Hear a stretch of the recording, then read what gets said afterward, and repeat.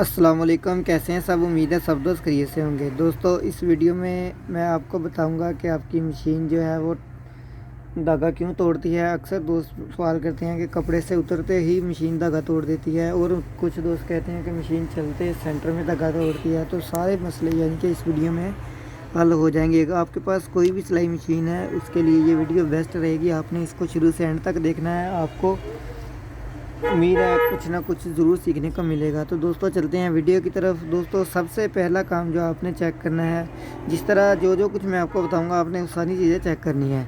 अब ये देखें, ये मशीन के दंदराल सबसे पहले आपने चेक करने हैं। ये ऊपर आ रहे हैं, ये देखें, इसके जो धंधे हैं सिर्फ और सिर्फ वही बाहर हैं, बाकी दंदराल जो है वो बाहर नहीं है। ठीक है।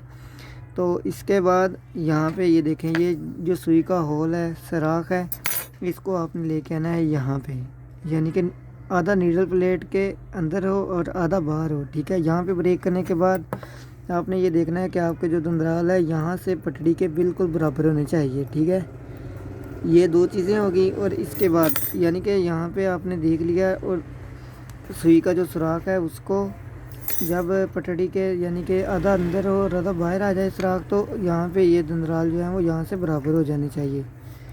इसके बाद आपने क्या करना है, इसके बाद आपने ये करना है कि मशीन को आप ऊपर कर लें, और ऊपर करने के बाद दोस्तों यहाँ पे ये देखें, यहाँ पे सिटल के पास आ जाना है आपने। ठीक है।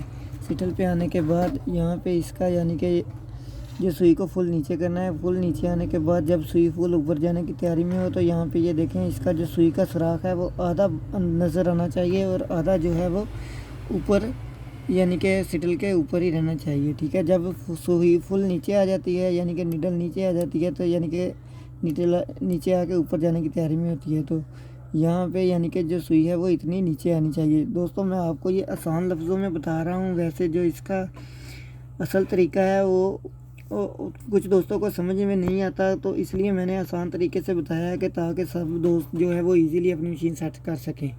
इन दो मसलों के बाद आपने तीन चीज़ें होगी। तीन चीज़ों के बाद आपने जो है वो इसका जो स्प्रिंग है, यहाँ पे ये देख लेना है कि इसका जो स्प्रिंग है वो ज़्यादा टाइट ना हो। ठीक है। यहाँ पे ये नरम है, ये देख लें। इस तरह इसका जो स्प्रिंग है वो भी नरम होना चाहिए। और चौथी चीज़ जो है वो आपने इनके बाद आपने मशीन की जो टाइमिंग है उसको चेक कर लेना है।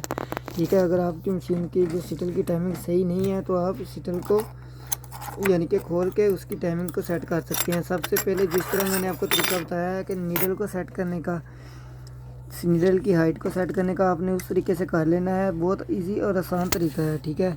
तो यहाँ पे ये दोस्तों देख सकते हैं, आपको यहाँ पे सुई के होल के ऊपर जो सुई ब्रीक है यहाँ पे आप नज़र आ रही होगी। तो दोस्तों, ये टाका है जो इसके सेंटर में से आपने इसकी नोक को गुजार देना है। ठीक है।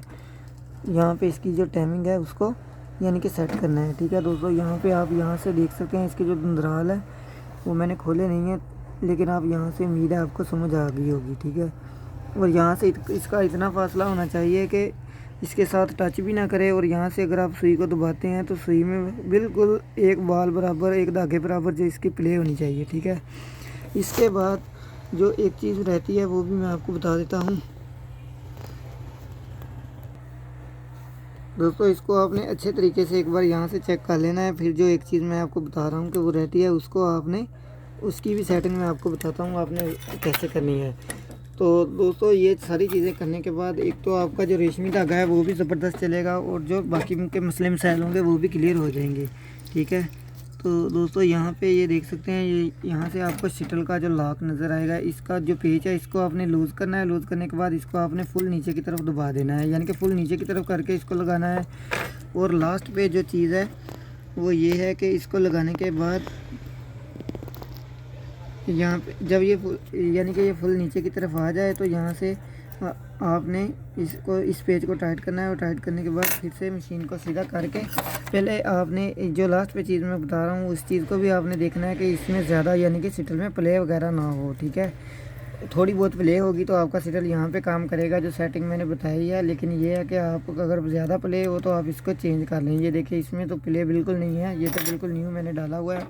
दोस्तों, ये मेरी अपनी मशीन है। ये देखिए, मैंने DTS का शटल डाला हुआ है, जिसके मतलब मैंने पिछले वीडियो बनाई थी। तो बहुत से दोस्त पूछे थे कौन सा शटल इस्तेमाल करें।